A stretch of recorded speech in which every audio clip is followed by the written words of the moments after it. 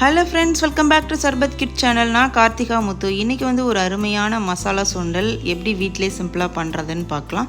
அதுக்கு முன்னாடி நம்ம சேனலை நீங்க என்ன சப்ஸ்கிரைப் பண்ணல அப்படினா சப்ஸ்கிரைப் பண்ணிக்கோங்க. கூடவே பெல் ஐகானையும் பிரஸ் பண்ணிக்கோங்க. அப்பதான் நான் ஒவ்வொரு வீடியோ போடும்போது நோட்டிஃபிகேஷன் உங்களுக்கு காமிக்கும். இப்போ வாங்க வீடியோக்குள்ள போலாம்.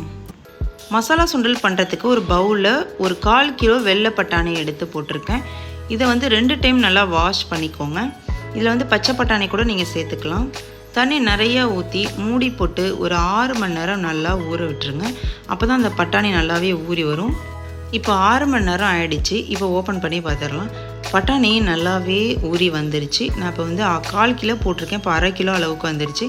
இப்போ அடுப்பை பற்ற வச்சு ஒரு குக்கரை போட்டுக்கோங்க. அதில் நம்ம ஊற வச்சுருந்த வெள்ளை பட்டாணியை போட்டு அது மேலே தண்ணி நிற்கிற மாதிரி வச்சு மூடி போட்டு ஒரு 2லேருந்து 3 விசில் விட்டு எடுத்துக்கோங்க.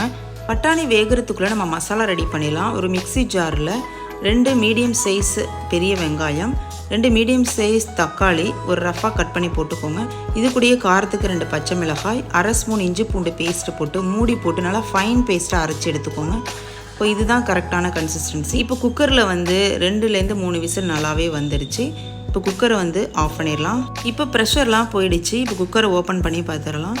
பட்டாணி வந்து நல்லாவே வெந்திருக்கு. இப்போ பார்த்தீங்கன்னா உங்களுக்கே தெரியும். இது ஒரு சைடு இருக்கட்டும். இப்போ அடுப்பை பற்ற வச்சு ஒரு கடாயை போட்டுக்கோங்க. இதில் 2 ஸ்பூன் ஆயில் ஊற்றிக்கோங்க.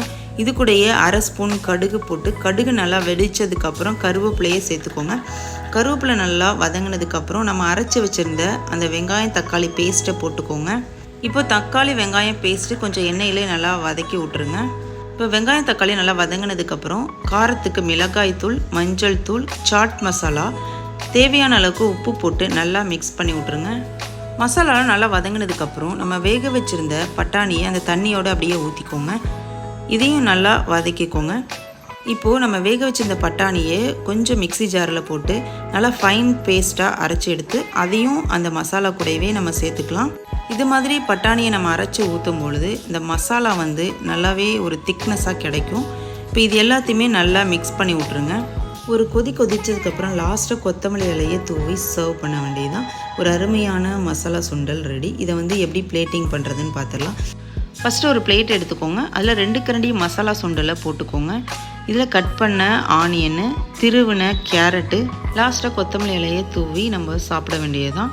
ஒரு சூப்பரான மசாலா சுண்டல் சூப்பராக ரெடி ஆகிட்டு நீங்களுமே ட்ரை பண்ணி பார்த்துட்டு கமெண்ட் பண்ணுங்கள். நம்ம சேனலில் நிறைய cooking videos, travel videos, entertainment videos எல்லாமே இருக்குது. நீங்களுமே செக் பண்ணி பாருங்கள். உங்களுக்கு இந்த வீடியோ பிடிச்சிச்சு அப்படின்னா ஒரு லைக் பண்ணுங்கள். நாளைக்கு ஒரு சூப்பரான ரெசிபியோடு நான் உங்களை வந்து மீட் பண்ணுறேன். தேங்க்யூ ஃபார் வாட்சிங்.